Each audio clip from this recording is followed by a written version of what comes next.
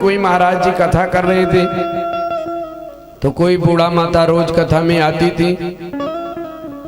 तो एक दिन आके पंडित जी से मिली और बोली कि महाराज जी परमात्मा की कृपा से सब कुछ है हमारे घर में, लेकिन एक पोता नहीं। तो आशीर्वाद देते एक पोता हो जाता तो बड़ी कृपा होती भगवान की।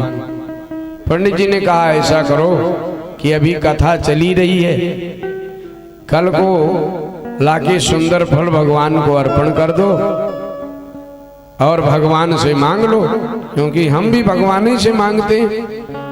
भगवान सबके हैं और दरबार तेरे दाता किस चीज की कमी है। भगवान के दरबार में सबकी झोली भरती है, तुम्हारी भी भर जाएगी। तो ले आके फल चढ़ा के और ठाकुर जी से मांगो। मैं भी आशीर्वाद देता हूं कि ठाकुर जी कृपा करें और जब अब की बार फिर कथा हो आपके यहाँ तो आपके घर में पोता का आगमन, लाला का आगमन हो जाए।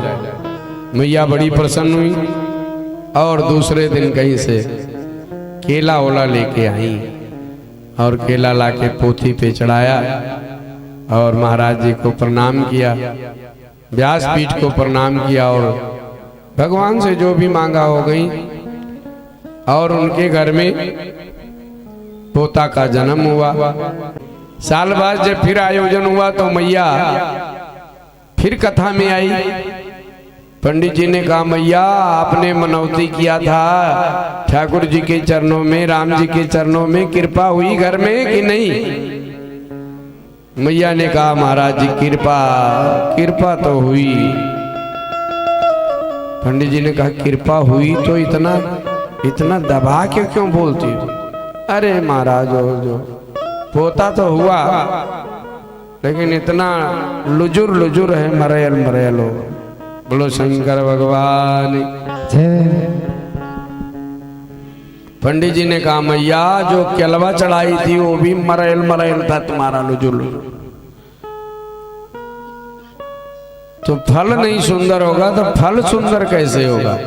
इसलिए भगवान को भाव सुंदर हो, वस्तु सुंदर हो, हृदय सुंदर हो और सुंदर मन से मनमोहन को रिझाओगे तो कृपा भी सुंदर करेंगे।